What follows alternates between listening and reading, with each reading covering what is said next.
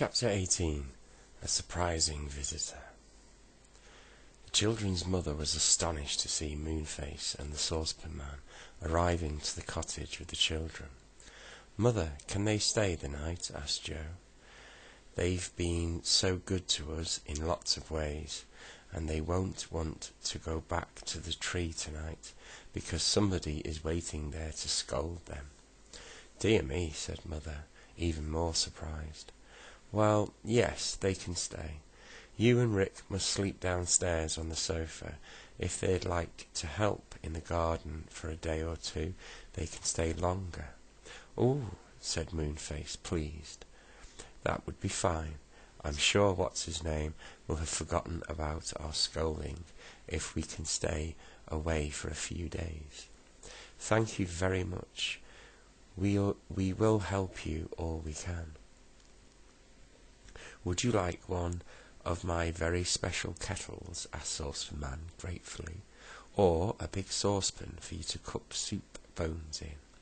"Thank you," said Mother, smiling, for the old Saucepan Man was a really funny sight, covered as usual with all his pans.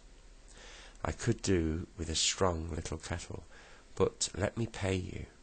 "Certainly not, madam," said Saucepan Man, hearing quite well for a change. "I shall be only too pleased to present you with anything you like in the way of kettles and saucepans." He gave Mother a little kettle and a good strong saucepan. She was very pleased.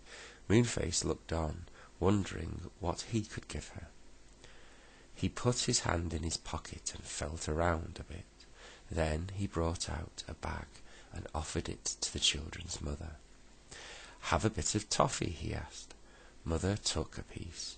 The children stared at her, knowing that it was a piece of toffee shock. Poor Mother!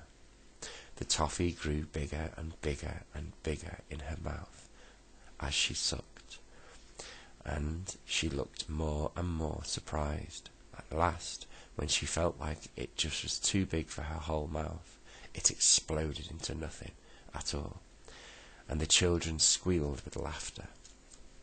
"Mother, that was a toffee shock," said Joe, giggling. "Would you like to try a pop cake or a google bun?" "No, thank you," said Mother at once. The toffee shock tasted delicious, but it did give me a shock. It was fun having Moonface and Saucepan staying with them in the cottage for a few days. The children loved it. Moonface was very, very good in the garden, because he dug and cleared away rubbish twice as fast as anyone else. The Saucepan Man wasn't so good, because he suddenly went deaf again and didn't understand what was said to him, so he did rather peculiar things. When Mother said, "Saucepan Man, fetch me some carrots, will you?"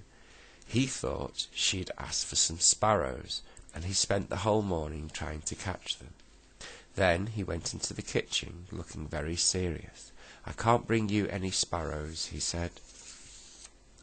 Mother said to him, "I didn't want sparrows," she said. "But you asked me for some," said Saucepan in surprise. "Indeed I didn't," said Mother. "What do you think I want sparrows for? To make porridge with?" When Saucepan and Moonface had been at the children's cottage for 2 or 3 days, Silky came in a great state of anxiety. She knocked on the door, and Joe opened it. "Oh, Joe, have you still got Moonface and Saucepan Man here?" she asked. "Well, tell them they must come back to the tree at once." "Gosh, what's happened?" said Joe. Everyone crowded to the door to hear what Silky had to say. "Well, you know the old woman who lives in the shoe, don't you?" said Silky. "Her land has come to the top of the tree, and the old woman came down the ladder through the cloud to see Dame Washalot, who was an old friend of hers. And when she saw that Moonface's house was empty, she said she was going to live there.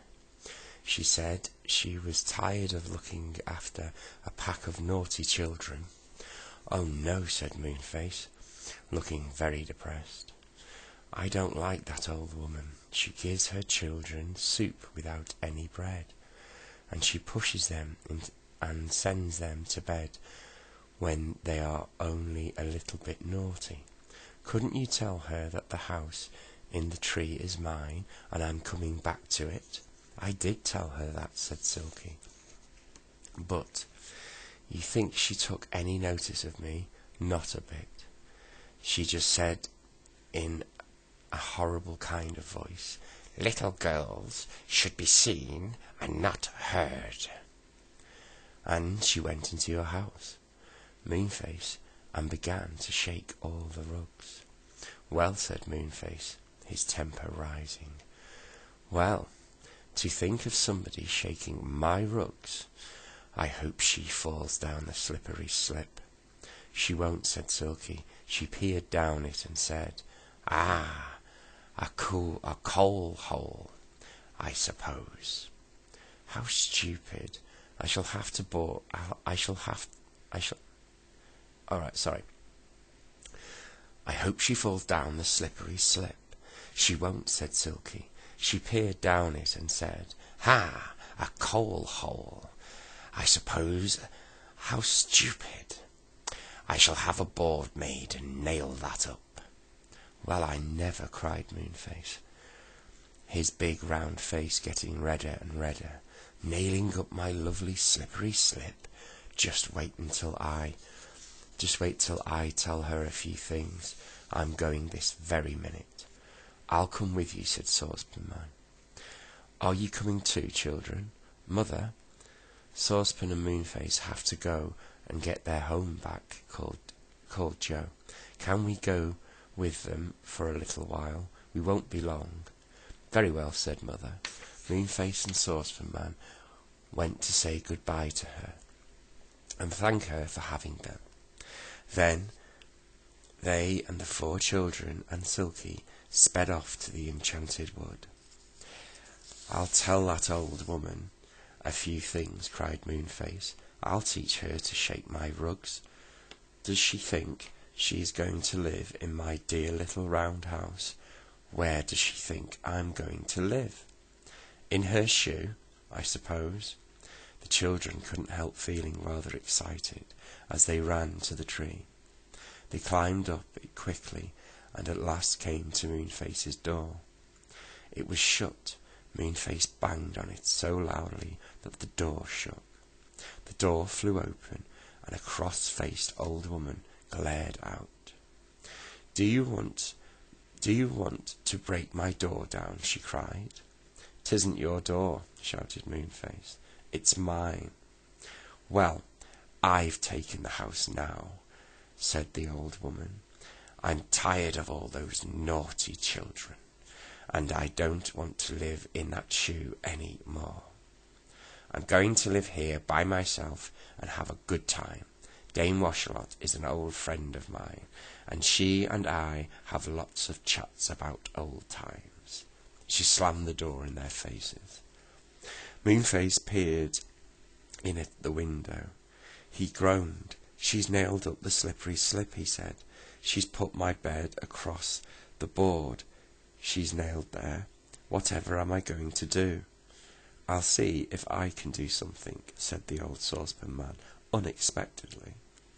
"You're a good friend of mine, Moonface, and I like to do something for you." Saucepan began to clash his pans together and made a dreadful noise. He shouted at the top of his voice, "Come out, you naughty old woman! Come out and let Moonface have his house back. Your children are hungry." Now he was making such a tremendous noise that he didn't notice old Dame Washalot coming up the tree looking like thunder. She glared at the little company outside Moonface's house. She was short-sighted, and she didn't see who they were. She thought they were 7 of the old woman's children who had come down from the land above and were making themselves a nuisance. "I'll teach you to shout and scream like that," said Dame Washalot in her fierce voice. And before anyone quite knew what was happening, they were all picked up one by one in Dame Washalot's strong arms. and flung right up through the hole in the cloud into the land of the old woman who lived in a shoe. And there they were, in a new and strange land again. Out of breath and very bewildered, they stared around in surprise.